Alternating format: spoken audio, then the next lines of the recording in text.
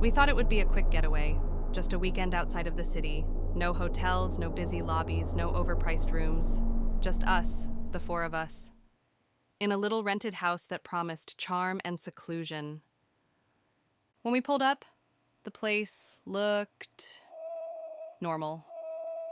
Not great, not bad. Just a one-story house tucked behind a row of trees, the porch light buzzing faintly against the dusk. There were weeds clawing up through the driveway, and the shutters leaned at strange angles. But it wasn't terrible. It looked lived in the way that old houses do. Mark was the first to joke about it.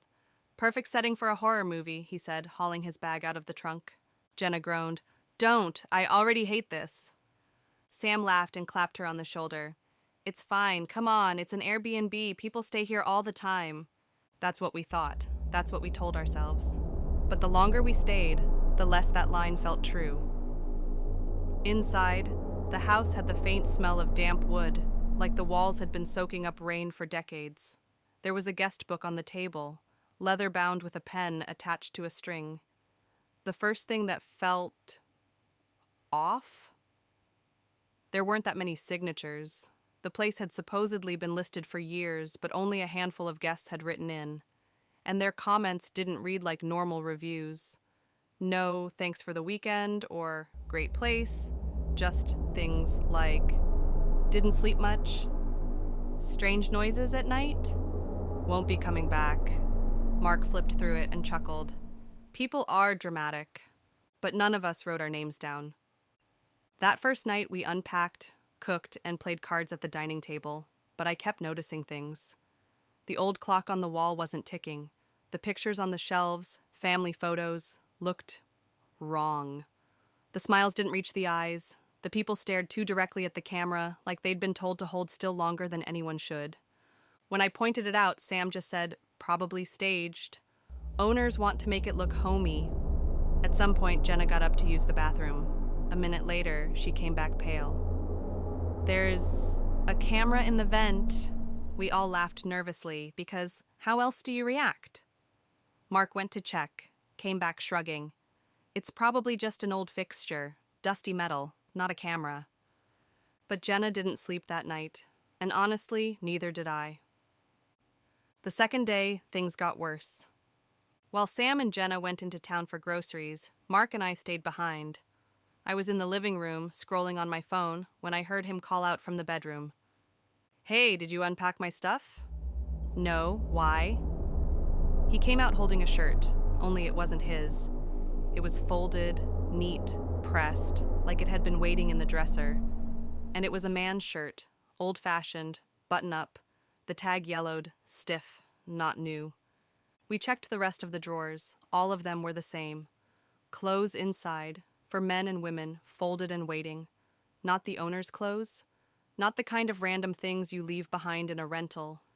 These were organized, prepared, like someone else lived there, or had, recently. When Sam and Jenna got back, we didn't tell them. No point in making Jenna panic even more. That night, though, it all broke. I woke up to footsteps. Software careful, pacing the hallway. I thought maybe Sam had gone for water, but when I turned, Sam was still asleep on the couch. The steps stopped right outside the bedroom door. I held my breath, listened. And then the doorknob turned, just slightly, just enough to test if it was locked. I sat up, heart racing, and whispered, "Mark?" But he was snoring lightly beside me. The knob stopped moving. Silence. I didn't sleep after that. In the morning, we argued. Mark said it was the house settling. Jenna insisted we leave. Sam said maybe one of us had gotten up without realizing it. But then Jenna noticed something. Her bag had been moved. She swore it had been zipped up when she went to sleep. Now it was half open. Clothes shuffled around inside. A shirt she didn't own was folded neatly on top. We tried to laugh it off again. Tried, but none of us left the house alone that day. That evening, we decided to sit outside, just to get some air. The sun was setting, the woods around the house fading into a thick, dark curtain, and then Jenna froze, pointing. There was a man, standing just inside the tree line, watching. He didn't move, didn't step forward, just stood there. Mark shouted, but the man didn't react. He just turned and walked back into the dark.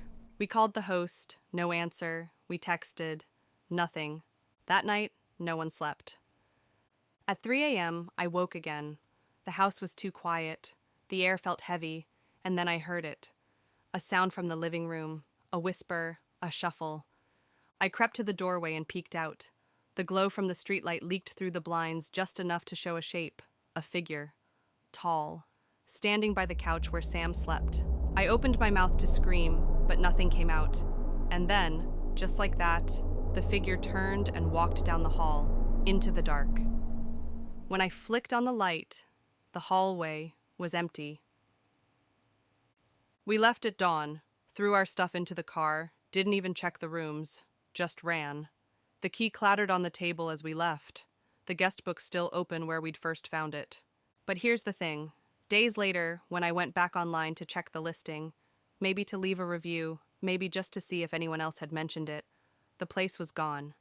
Vanished. No trace of it ever being on Airbnb at all. And then the news broke. People had been going missing in that area for years. Couples, groups of friends, travelers who rented places outside of town. Police finally tracked some of it to unofficial rentals. Houses listed under fake names, set up to lure people in. By the time anyone came looking, the houses were scrubbed clean. New photos, new listings, new victims. We were lucky. That's what I tell myself. But every night, when I close my eyes, I see that figure standing in the living room, waiting, watching, choosing. And I know, deep down, we weren't supposed to leave. Not all of us.